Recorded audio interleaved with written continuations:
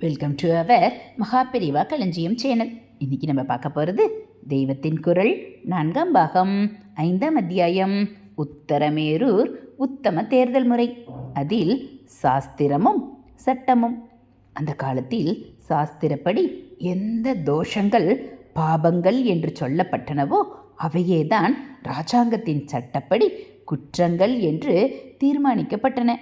தற்போது சாஸ்திரம் சொல்லும் தோஷங்கள் லாவில் குற்றமாக வரவில்லை. இன்னும் சொல்லப்போனால் சாஸ்திரத்தில் தோஷம் பாபம் என்று எதுகளை பண்ணக்கூடாது என்று சொல்லி இருக்கின்றனவோ அவற்றை பண்ணுவதுதான் முன்னேற்றத்திற்கு அறிகுறி என்றும் சாஸ்திரப்படி செய்வதேதான் லாப்படி குற்றம் என்றும் கூட செய்து வருகிறார்கள்.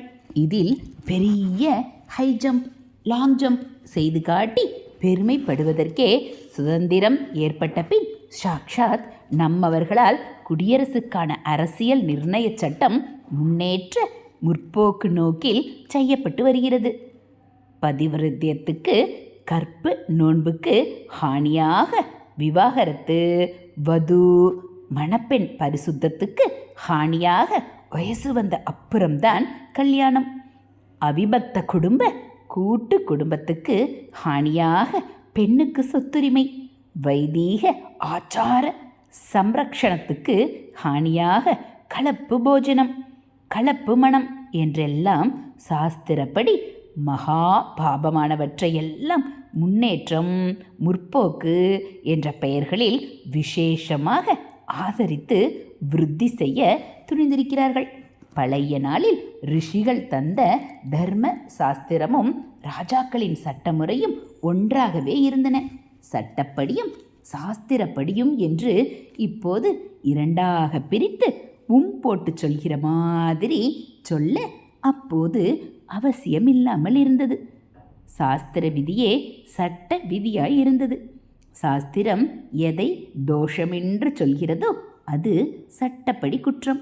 ஒரு தோஷத்தை போக்கிக் கொள்ள சாஸ்திரத்தில் பிராயச்சித்தம் சொல்லியிருந்தால் அங்கே அப்படி பிராயச்சித்தம் செய்து கொண்டவனை பெரும்பாலும் இராஜாங்க நீதி ஸ்தலமும் குற்றவாளி அல்ல என்றே கருதிற்று.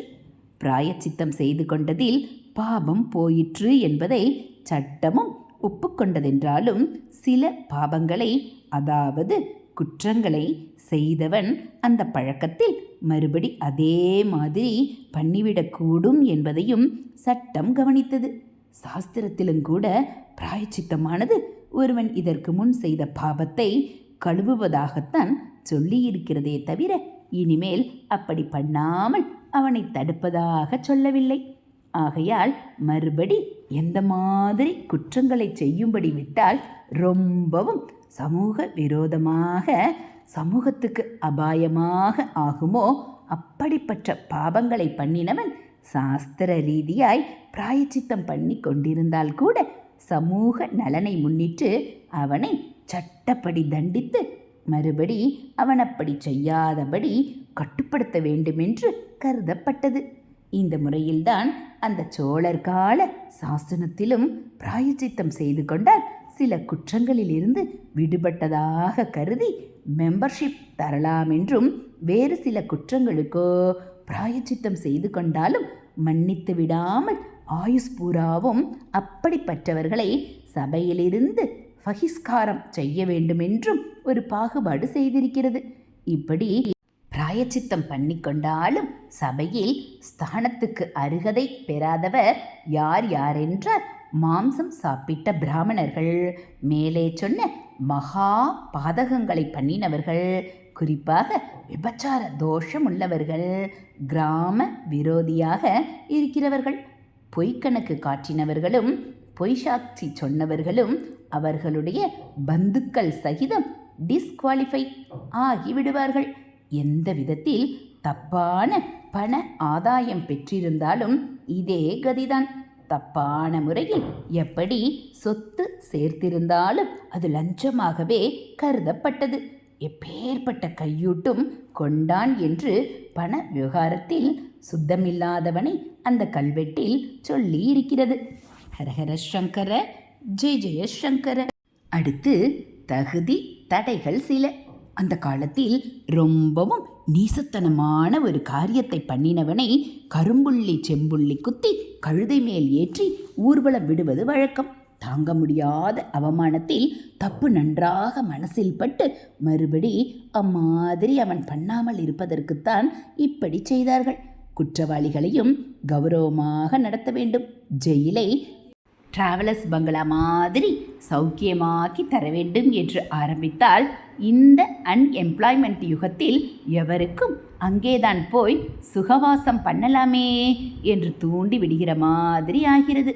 மனுஷாபிமானம் என்பது தப்பு பண்ணுபவன் நல்ல மனுஷனாக முன்னேறுவதை கெடுப்பதற்கே தூண்டுகோலாகிவிடக்கூடாது. எதிலும் பாத்திரமறிந்து செய்ய வேண்டும் என்பதற்காக சொல்கிறேன். பழைய நாளில் கழுதை மேல் ஏறினவனுக்கும் ஃபோர்ஜரி பண்ணினவனுக்கும் சபையில் இடமில்லை. இதை கழுதை ஏறினாரையும் கூடலேகை செய்தானையும் குடவோலை எழுதி புகையிடம் பெறாததாகவும் என்று சாசனத்தில் சொல்லியிருக்கிறது. கூடலேகை என்றால் பொய் கையெழுத்து, லேகை என்றால் எழுதப்படுவது, கூடம் என்றால் பொய், மோசடி, ஃப்ராட் என்பது. கூடலேகை என்பது ஃபோர்ஜரி.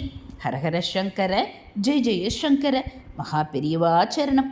இதுபோல் தெய்வத்தின் குரல் பகுதியில் நீங்கள் தினந்தோறும் கேட்கணும் அப்படின்னா மறக்காமல் நம்ம சேனலை சப்ஸ்கிரைப் பண்ணுங்கள். கூடவே பெல் ஐக்கானை கிளிக் பண்ணி ஆளுங்கிற பட்டனையும் அழுத்திடுங்க. உங்களுக்கு பிடிச்சிருந்தா ஒரு லைக்கும் கமெண்ட்டும் கொடுத்து உங்களுக்கு தெரிஞ்சவங்களுக்கும் ஷேர் பண்ணுங்கள். தேங்க்யூ.